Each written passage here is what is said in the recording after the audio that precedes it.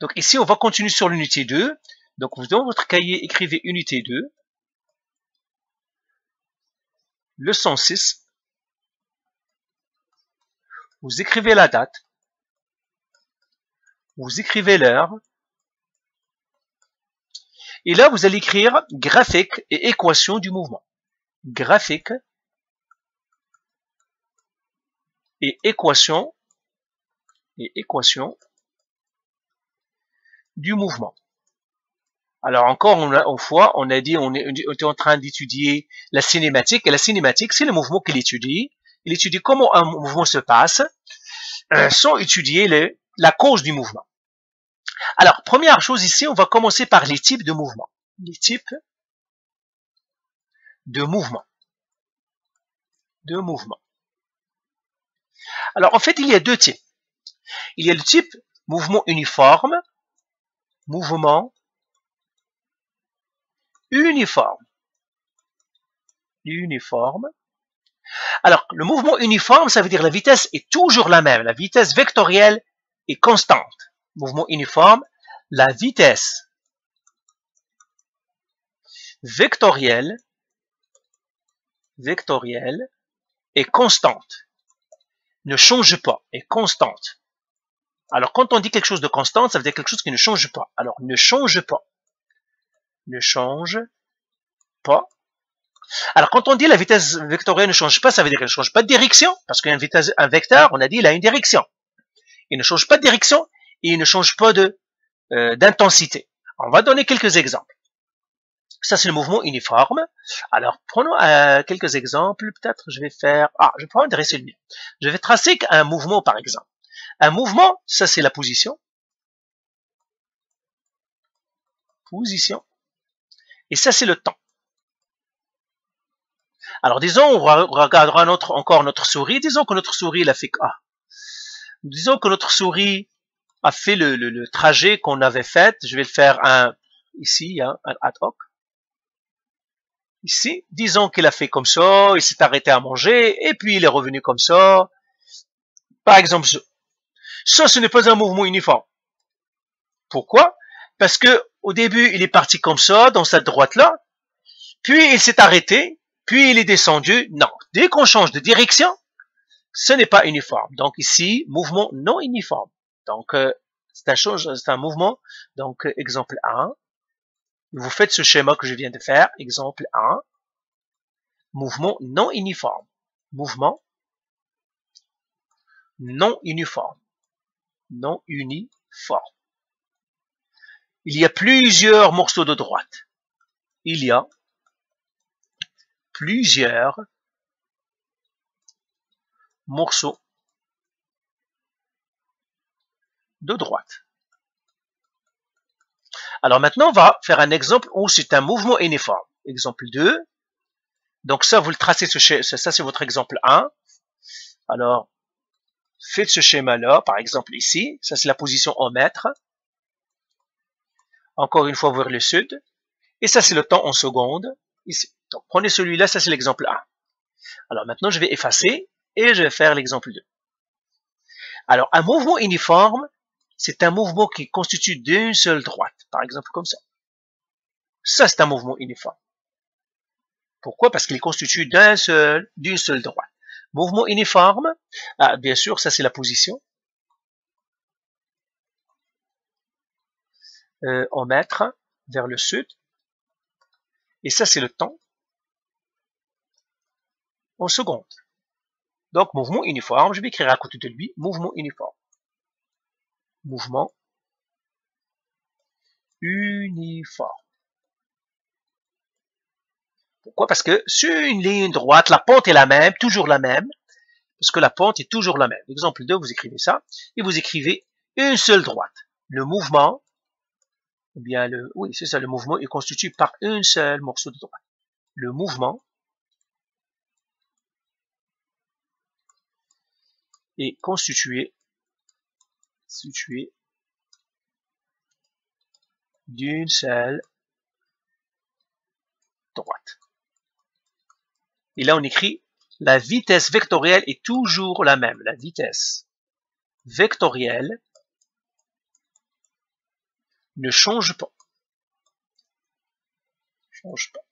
Pourquoi? Parce qu'on a dit la vitesse vectorielle, c'est la pente. Et la pente ici ne change pas parce que pour une droite, la pente est toujours la même. La pente ne change jamais. Quand on change de pente, c'est si on a plusieurs morceaux de droite, parce qu'à chaque fois on change les pentes, ou bien si on a une courbe. Si on a une courbe, ça aussi, le mouvement n'est pas uniforme parce que j'ai plusieurs tangentes, j'ai plusieurs vitesses. Ok? Exemple 3. Exemple 3. Donc, je vais effacer ici. Ok. Ah, je vais les laisser parce que, ouais, je vais les laisser parce que j'ai l'exemple 3. L'exemple 3, il est là. C'est le même ici. Donc, vous êtes exemple 3. Ça, c'est aussi un mouvement non uniforme. Mouvement non uniforme. Uniforme. Pourquoi? Ah, ça, c'est encore, c'est la position en mètres vers le sud. Ça, c'est le temps en secondes. Ça, c'est l'axe des temps. Donc, ça se voit pas bien ici. Je vais le mettre ici. Temps en secondes. Ça, c'est la position en mètres. Donc, ça, c'est mouvement non uniforme. Pourquoi c'est un mouvement non uniforme? Parce qu'il y a plusieurs vitesses. Vous vous souvenez, on a calculé plusieurs vitesses instantanées. Exemple 3, mouvement non uniforme. On écrit ici la vitesse instantanée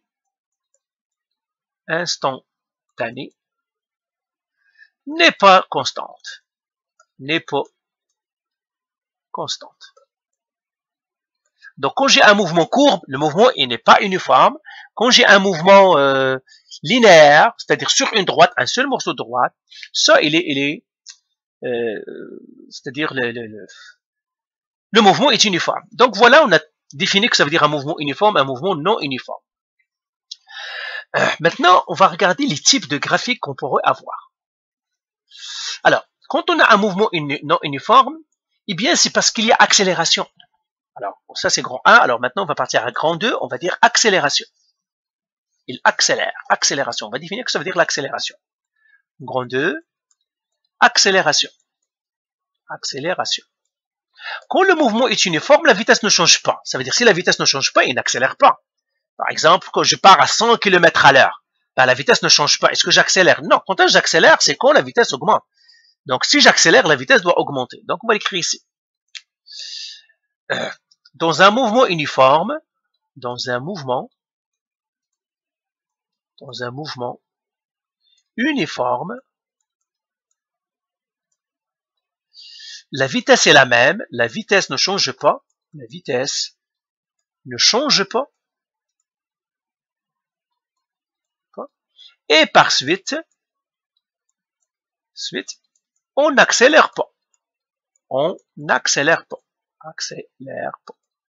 Donc l'accélération, c'est 0. Maintenant, dans un mouvement non uniforme, dans un mouvement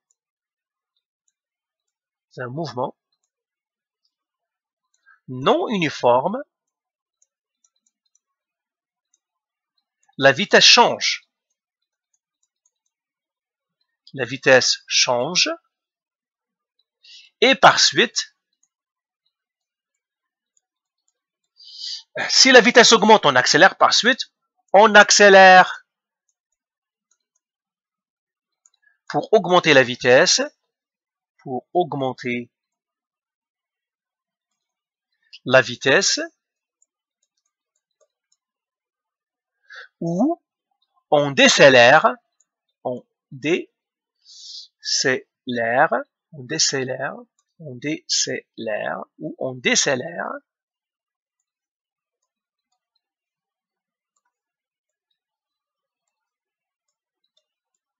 C'est l'air pour diminuer la vitesse. Diminuer la vitesse.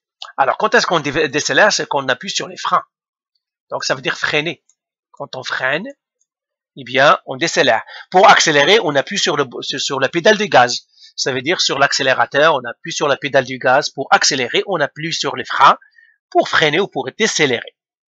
On décélère. Donc, voilà, ça c'est le mouvement accélération. Maintenant, comment je calcule l'accélération? OK? L'accélération encore, c'est la pente. Alors, on va faire ici, calculer l'accélération. Donc c'est-à-dire formule de l'accélération. Alors, quand on accélère, on change la vitesse. C'est pour cela qu'on doit faire la pente de la vitesse. Donc, l'accélération, c'est un vecteur aussi, est égal à vitesse finale moins vitesse initiale qui divise le temps. Vous voyez, c'est un vecteur.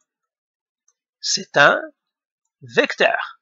Pourquoi c'est un vecteur? Parce que je dois accélérer vers le nord ou j'accélère vers le sud. Ok, c'est un vecteur. Donc, l'accélération est un vecteur. Il a une direction. On va voir que l'accélération est donnée par la force. Et la force est un vecteur, donc on a besoin de ça. Donc, A est égal, l'accélération, A, on l'appellera A, est égal vitesse finale moins vitesse initiale sur le delta t. Alors maintenant, on va faire un petit exemple. Je vais faire un petit exercice ici. Donc, un petit exemple. OK. Alors, on va faire ici une voiture. Donc, faites exemple ici. Exemple. Une voiture démarre et accélère, c'est-à-dire et passe de la vitesse et passe de la vitesse de 0 km par heure. Ah, ben, je ne mettrai pas km par heure, je mettrai de 0 mètres par seconde. En 30 mètres par seconde. En 10 secondes. C'est ça. En 10 secondes. Trouvez l'accélération. Trouvez l'accélération de la voiture. Okay. On veut trouver l'accélération de la voiture. Eh bien, l'accélération, c'est quoi? C'est vitesse finale moins vitesse initiale qui divise le temps. Donc, qu'est-ce que je dois faire? Je dois sortir mes paramètres. Toujours, je dois décoder. Vitesse finale, vitesse initiale. Je vais faire ça. Ouais, est-ce que je peux effacer?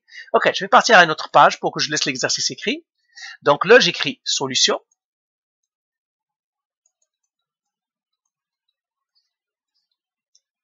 J'écris vitesse finale égale vitesse initiale égale delta, normalement, ouais, delta t égale A égale. Alors, V final et V initial sont des vecteurs. A, c'est un vecteur, c'est pour cela que je les mets des flèches. Je reviens maintenant à mon exercice. Qu'est-ce qu'il m'a dit? Exemple. Une voiture démarre et passe de la vitesse de 0 mètre par seconde, donc passe de 0,1 mètre par seconde, ça veut dire ça c'est ma vitesse initiale, il a commencé par ça, à 30 mètres par seconde, ça veut dire il est passé à cette vitesse. Comment je sais que ce sont des vitesses? Eh bien, elles me le disent ici, vitesse. L'unité aussi me le dit, mètres par seconde. Les mètres par seconde, ce sont des vitesses. Mètres par seconde, ce sont des vitesses. Donc, il est passé de 0 mètre par seconde à 30 mètres par seconde, donc je vais les écrire ici. Donc, vitesse finale, c'est 30 mètres par seconde. Vitesse initiale, c'est 0 mètre par seconde, parce qu'il a démarré, ça veut dire qu'il était au repos, il ne bougeait pas. Et le temps en 10 secondes. Comment je sais que c'est 10 secondes? C'est le temps. Donc, il m'a dit, il passe de 0 mètre par seconde à 30 mètres par seconde en 10 secondes. Ça veut dire le temps, c'est 10 secondes. Donc, j'écris le temps, c'est 10 secondes. Alors là, il ne m'a pas donné la direction, donc c'est vers l'avant. J'écris ici vers l'avant. Il ne m'a pas donné de direction, mais ça va être vers l'avant. S'il ne me donne pas de direction, vous dites c'est vers l'avant, parce qu'il va avancer vers l'avant.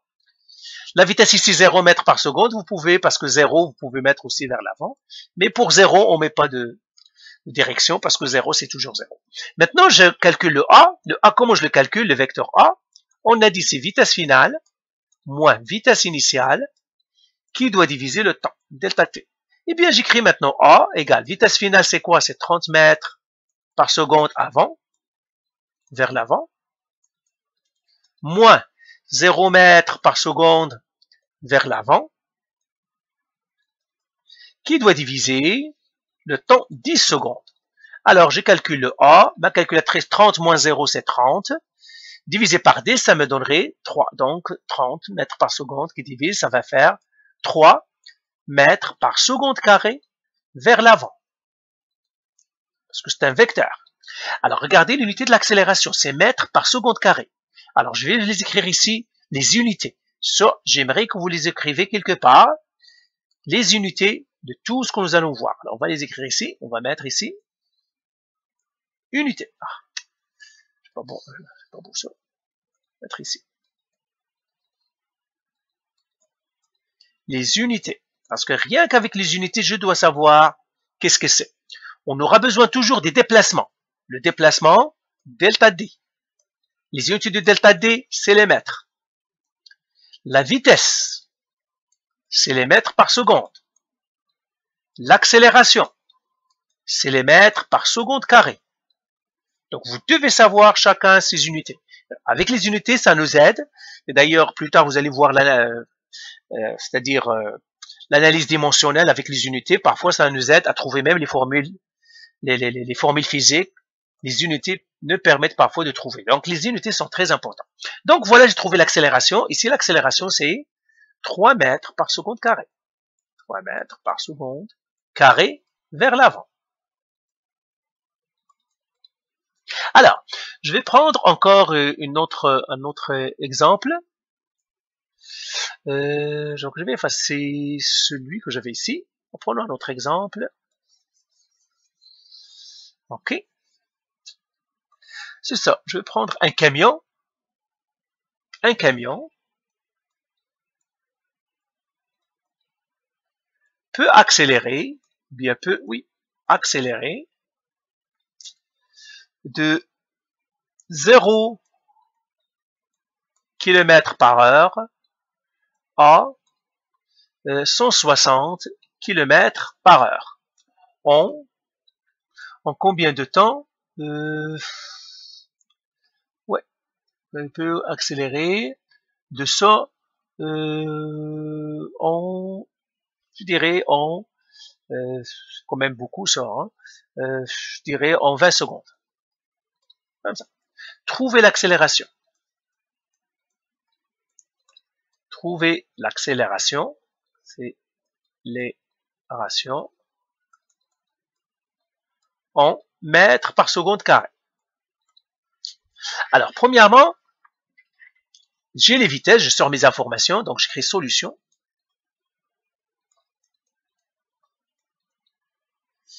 Ça, c'est la vitesse. Donc, j'ai toujours, j'écris maintenant vitesse initiale, vitesse finale, sont des vecteurs, le delta t et le a, l'accélération. Toujours, je dois les écrire dans cet ordre-là. Il me donne déjà la vitesse initiale. Il me dit, il peut accélérer de 0 km à l'heure à 160 km à l'heure. Donc, la vitesse initiale, c'est 0 km à l'heure.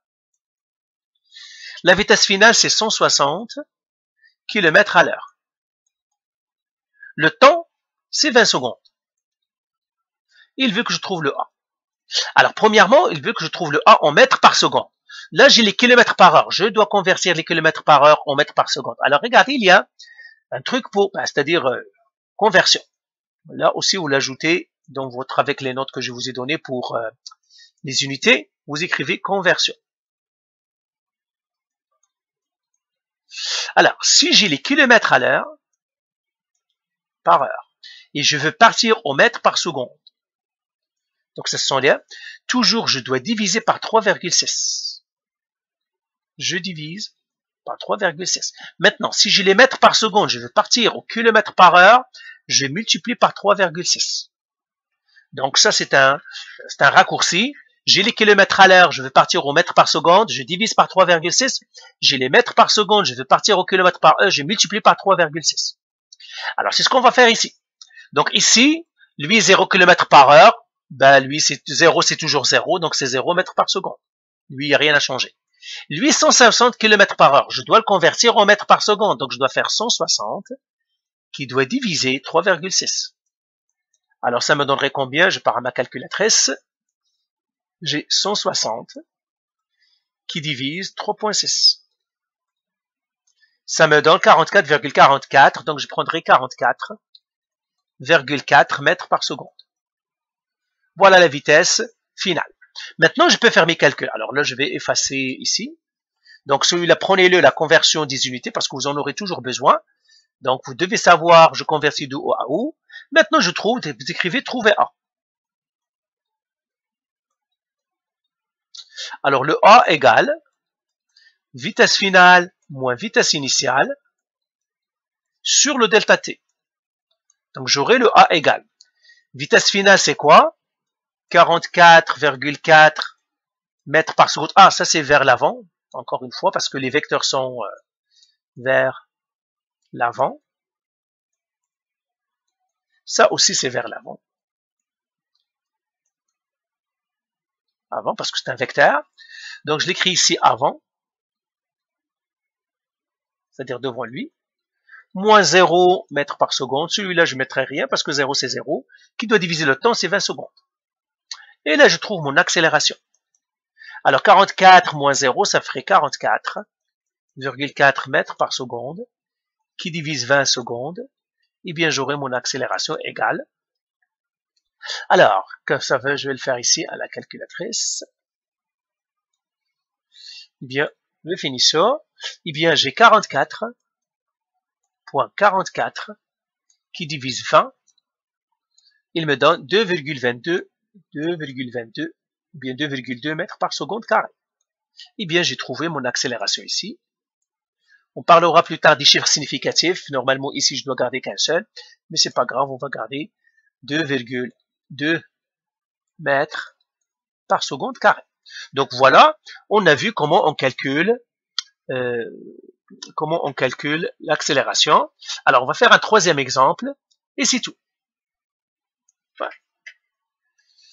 Troisième exemple, finis ça.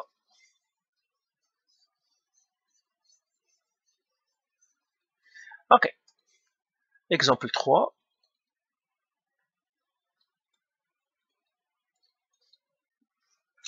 Alors, une voiture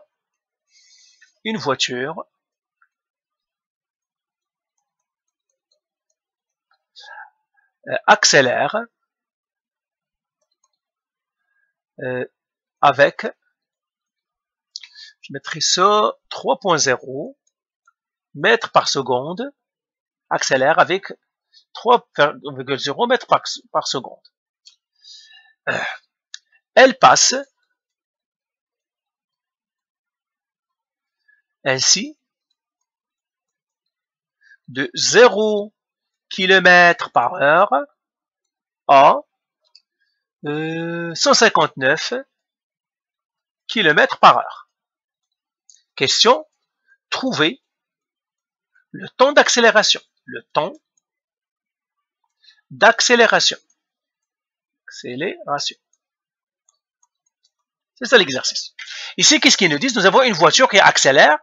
Elle accélère avec 3,0 mètres par seconde carré. Elle passe ainsi de 0 km par heure à 159 km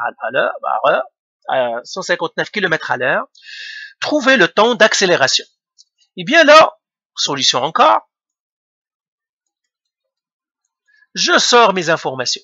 À date, nous avons vu qu'une seule formule, donc on va écrire les variables de cette formule-là. J'ai vitesse initiale égale, vitesse finale égale, delta t égale et le A égale. Alors, la vitesse initiale, c'est quoi? Vitesse initiale, il passe de 0 km à l'heure, donc c'est 0 km par heure. La vitesse finale, c'est 159 km à l'heure. Pourquoi je sens ces vitesses-là? Encore une fois, à cause parce que les vitesses, c'est toujours km par heure, mètre par seconde. C'est ça mes vitesses. Et là, ils me disent, une voiture accélère avec 3,0 mètres par seconde. C'est quoi ça? C'est une accélération. Pourquoi? Parce qu'il a les unités d'une accélération, mètres par seconde carré. Et ils me disent accélère avec. Il accélère avec cette accélération. Donc l'accélération ici, alors je dois écrire désolé, j'oublie toujours de vous dire avant, mais c'est sous-entendu avant, hein, pour les vecteurs, parce que c'est avant. Donc là, c'est 3,0 mètres par seconde carré avant. Les vitesses ici, c'est avant aussi. Lui, c'est c'est 0, 0 c'est 0, mais on écrira avant. On écrit pour le vecteur 0, on écrit la direction, on l'écrit pas, ça change rien, c'est pas un problème. C'est ça. Alors, on veut trouver le delta t. Alors, première chose, je dois travailler avec les mêmes unités. L'accélération est en mètres par seconde carré, les vitesses c'est en kilomètres par heure. Je dois transformer les kilomètres par heure en mètres par seconde. Alors, qu'est-ce qu'on fait? Lui, c'est 0. Lui, il n'y a rien à faire. 0 mètres par seconde. Il n'a même pas à faire quoi avant. Parce que 0, c'est 0. Que ce soit kilomètre à l'heure ou qu'il soit kilomètre à l'heure ou mètre par seconde, 0, c'est toujours 0. Lui, il s'en fout des unités. La vitesse finale, elle, c'est 159 km par heure. Et on a dit, le truc, c'est quoi? Si j'ai les kilomètres par heure et que je vais passer au mètre par seconde, qu'est-ce qu'on fait? On divise par 3,6. Si ce sont les mètres par seconde et je vais trouver les kilomètres par heure, je dois multiplier par 3,6. Dans ce cas-là, je vais partir au mètre par seconde, donc je dois diviser par 3,6. Donc j'écris 159 divisé par 3,6 et je regarde ce que ça me donne. Alors, calculatrice, 159, je le divise par 3,6, 44,16. 44,16 mètres par seconde. Voilà. Donc lui, je l'efface ici, vers l'avant, encore. Et ben voilà, j'ai les mètres, j'ai les mètres. Maintenant, je vais partir à la formule que je vous ai donnée. Alors, je vais effacer en haut. L'exercice, maintenant, vous le connaissez pour que j'ai de l'espace pour écrire. Et j'écris maintenant, trouver le temps, delta t. Quelle est la formule qu'on connaît? La formule qu'on connaît, on a dit l'accélération égale vitesse finale moins vitesse initiale sur le delta t. Ok? Alors, le A ici, je vais remplacer par ce que je connais. Je connais le A. Le A, c'est quoi? C'est 3,0 mètres par seconde carré. Avant, comme ça. Égal. Vitesse finale, c'est quoi? C'est 44,16 mètres par seconde avant, moins 0 mètres par seconde avant aussi, sur le delta t. Le delta t, je ne le connais pas. Alors, je fais un peu le ménage. Maintenant, je vais effacer un peu en bas parce que j'en ai plus besoin. Comme ça. Je fais un peu le ménage en haut. Ça moins ça, c'est ce qui va rester. Donc, j'aurai 3,0 mètres par seconde carré avant. Égal 44,16 mètres par seconde avant sur delta t. Et là, je vais faire celui-là sur 1. Et je fais le produit croisé. Produit croisé pour trouver le delta t.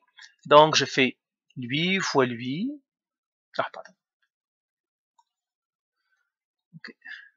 Produit croisé, donc je fais lui fois lui divisé par lui qui me donne le delta t ici. Donc, vous savez déjà faire le produit croisé. On a fait pas mal de produits croisés. Donc, t est égal à 1 fois 44,16 mètres par seconde avant, qui devra diviser 3,0 mètres par seconde carré avant. Et là, je calcule le delta t. Eh bien, calculatrice, ici. Alors, 44,16 que je dois diviser par 3, ça me donne 14,7 secondes. Donc, ça lui a pris 14,7 secondes pour accélérer de 0 km à l'heure à 159 km à l'heure. Donc, pour passer, il lui a pris 14,7 secondes pour passer de l'un à l'autre. Alors, donc, voilà comment on fait cet exercice-là. Alors, je vais résumer ici la formule qui nous intéresse, je vais l'écrire. C'est très importante. Et cette formule-là, on va l'écrire sous deux formes. Donc, on va écrire ces formules. Donc, on a compris l'accélération, qu'est-ce qu'elle fait? Formule. L'accélération,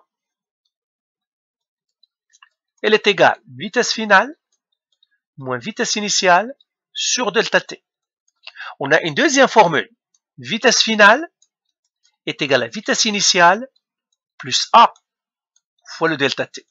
Nous avons maintenant ces deux formules-là, j'en ai celle-là et celle-là. Elles sont toutes pareilles, les deux formules sont équivalentes. La majorité du temps, on va utiliser cette deuxième-là, mais vous pouvez aussi utiliser celle-là. Les deux sont bonnes, c'est les deux formules que vous avez. Cette formule-là et cette formule-là sont équivalentes, parce que celle-là me donne celle-là et celle-là me donne celle-ci. Elles sont toutes les deux équivalentes, ces deux formules-là. Donc voilà pour cet exercice-là. Donc voilà, donc on a fait l'accélération. Donc on va maintenant partir pour les diagrammes et les graphiques. On va les faire sur la vidéo qui va la vidéo suivante. Parfait.